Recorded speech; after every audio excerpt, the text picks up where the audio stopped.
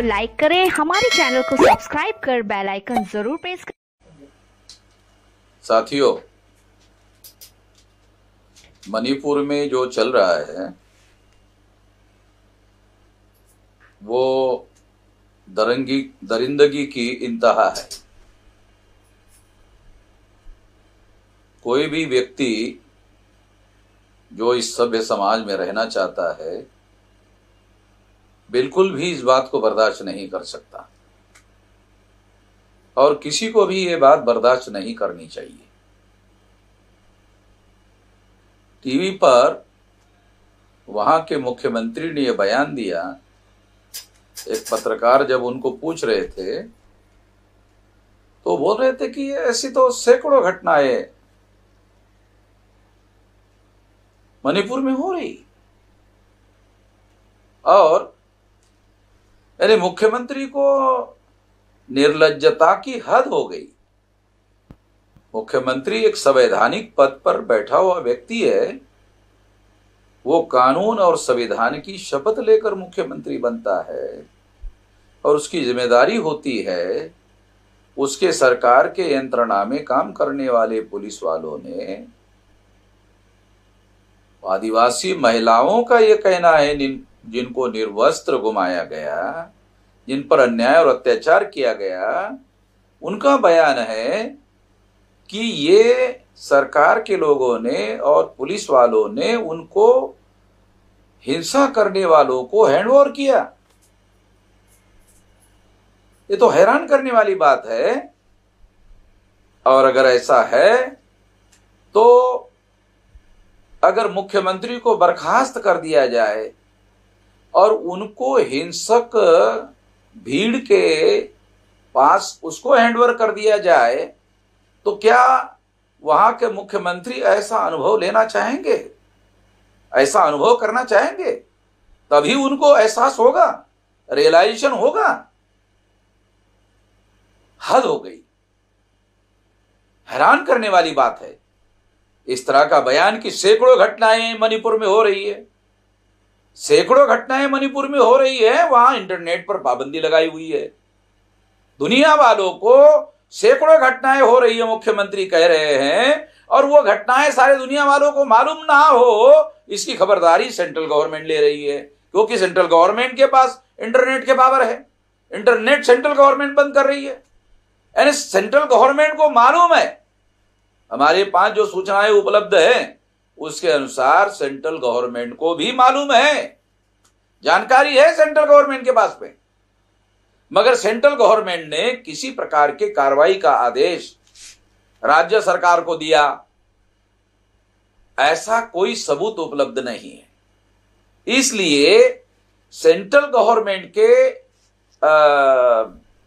Inaction की वजह से, यानी किसी प्रकार की एक्शन ना करने की वजह से ये सारा मामला इतना गंभीर हुआ है, ऐसे कहा जा सकता है। इसलिए मैं ऐसा मानता हूं कि जिस तरह की व्यवस्था, जिस तरह का हंगामा और जिस तरह की घटना घटित हुई, उससे वहां की कानून और व्यवस्था की स्थिति पूर्णतः फेल हो गई है। गवर्नर का खुद बयान है। गवर्नर ने जो बयान दिया उस पर भी मैं बहुत हैरान हूं। गवर्नर को उस सरकार को बर्खास्त करने के लिए सेंट्रल गवर्नमेंट को रिपोर्ट भेजना चाहिए। गवर्नर ने यह काम किया ऐसी कोई खबर नहीं है।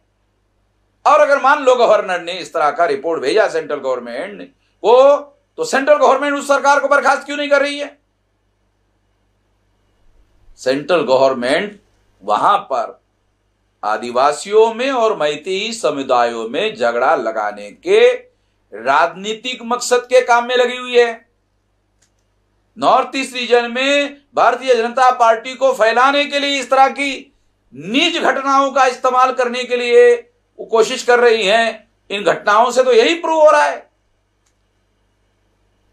इस तरह की नीचता का प्रदर्शन सेंट्रल गवर्नमेंट भी कर रही है। ये नाकाबिले बर्दाश्त है।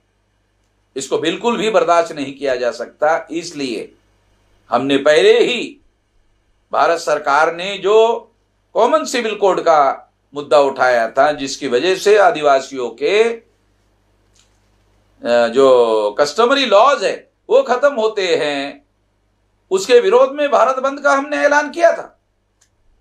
तो उसका तीसरा चरण 27 जुलाई को है, और 27 जुलाई को जब है तो 27 जुलाई को मैं सारे देश भर के कार्यकर्ताओं को आदेश निर्देश देता हूं कि वो प्रदर्शन रैलियों में इस मुद्दे को शामिल करे।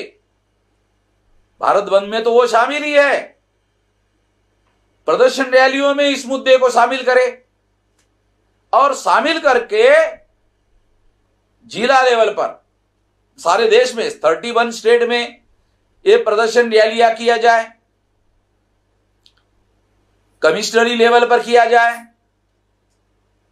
डिस्ट्रिक्ट लेवल पर किया जाए, तहसील लेवल पर किया जाए, ब्लॉक लेवल पर किया जाए, ग्राम पंचायत लेवल पर किया जाए।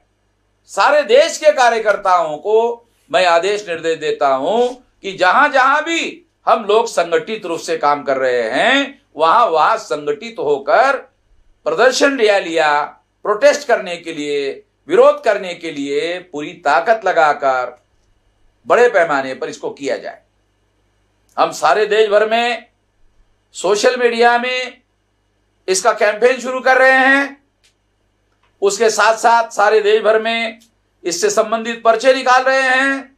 ये पर्चे सोशल मीडिया में वायरल किए जाएंगे। इसके अलावा वॉल पोस्टरिंग सारे देश भर में किया जाएगा। इसके अलावा सारे देश भर में वॉल पेंटिंग किया जाएगा। सारे देश भर के लोगों को इसके लिए पब्लिसिटी करने के लिए भी आदेश और निर्देश दिया जाता है, और पूरी ताकत लगाकर ऐसे किया जाए। मैं ऐसे मानता हूं ज्यादा से ज्यादा लोगों तक ये आवाज पहुंचे, इसलिए पब्लिसिटी पर भी विशेष ध्यान देना होगा, क्योंकि ज्यादा लोगों तक आवाज पहुंचे, ज्यादा लोग प्रोटेस्ट में शामिल हो। अगर ये हमारा मकसद है तो निश्चित रूप से पब्लिसिटी पर भी हमारे कार्यकर्ताओं को ज्यादा से ज्यादा ध्यान देना होगा।